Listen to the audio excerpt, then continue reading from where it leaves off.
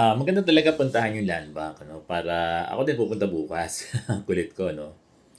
Para malaman natin kung talagang nagpapa-loan para sa sana o lahat, hindi lang garnish. At malaman natin kung ano yung package nila, no, ng loan.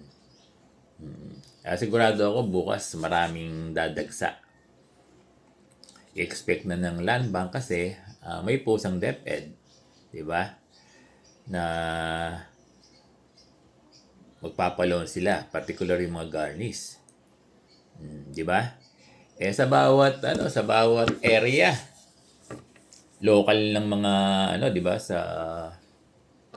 kahit dito sa Caloocan, ilan ba lambak dito?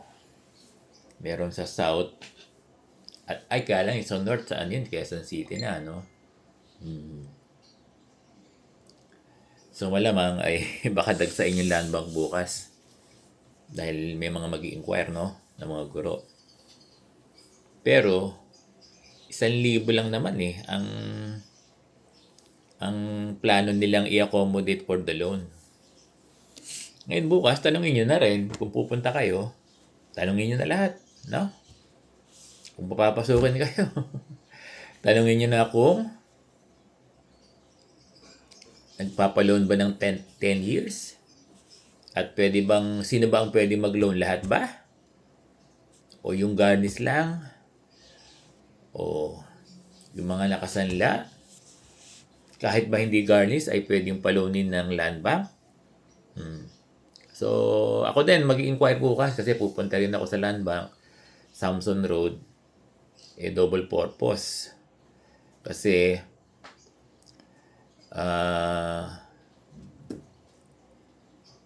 hindi, wala naman siguro makaharang sa... Oo, ipapalit ko yung cheque. Lakas ng loob serbong, no? Para dun sa orientation allowance. 600 pero minus 24 pesos. So, 576 na lang yung makukuha ng mga teachers. O, sa land bank. Tapos, tatanungin ko na rin. Ako din magtatanong. Due diligence, no? Tama ba ako? Ayan. Sana yung mga teachers, isa na lang siguro magpupunta sa inyo. Baka mamaya, magulat yung land bank, dinagsa sila, no? Bagay kasi nag-announce sila eh. Nag-announce sila ng loan.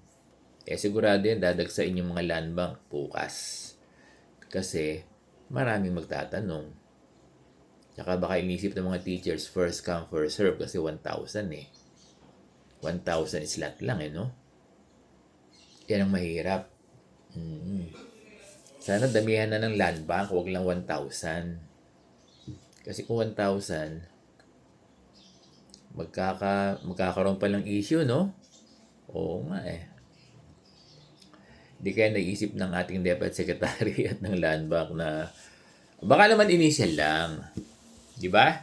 Baka naman yung pautang ay initial lang. Yung pa-loan.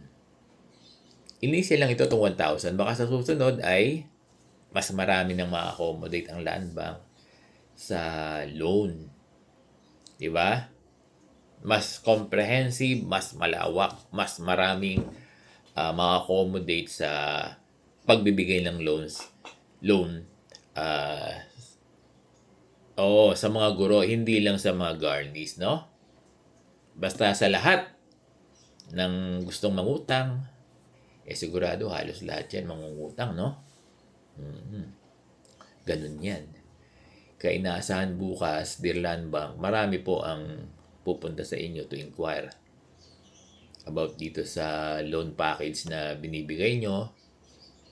Lilinawin kung talagang garnish lang.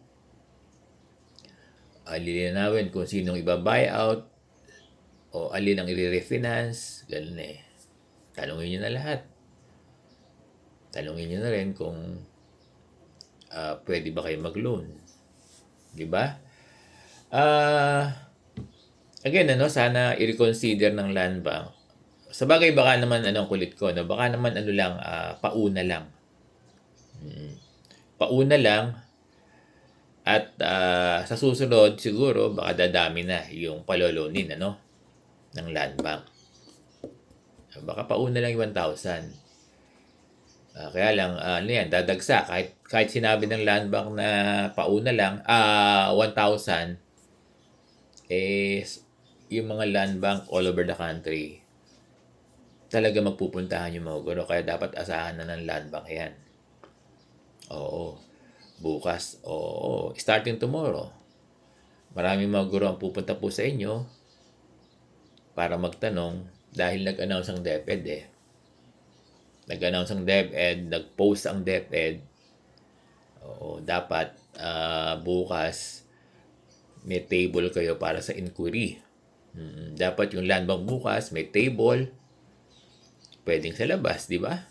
For inquiry lang naman Para hindi na papasok sa loob. Kasi sigurado yan, dadagsain yung Land Bank bukas at yung mga guro mag-i-inquire. Mag-i-inquire. Ngayon, itanong niya na, paulit-ulit ako, no? Kung 10 years ba? Kung para lang ba sa Garlis o para sana all? Ganun yung mga tanong nyo. At sino iba-buy out? Diba? Yung mga accredited o yung pahirap co-op? Diba? Na sinanlaan nyo na ginarlis kayo? Yun ang mga dapat nating itanong, no? Bukas, starting tomorrow, ako din magtatanong.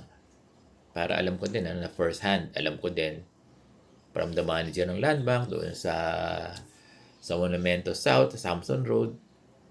Kausapin ko kung ano yung sistema ng loan nila at yung package ng loan nila at sino-sino ang pwedeng mag-loan lang. Ngayon, pag sinabing wala pang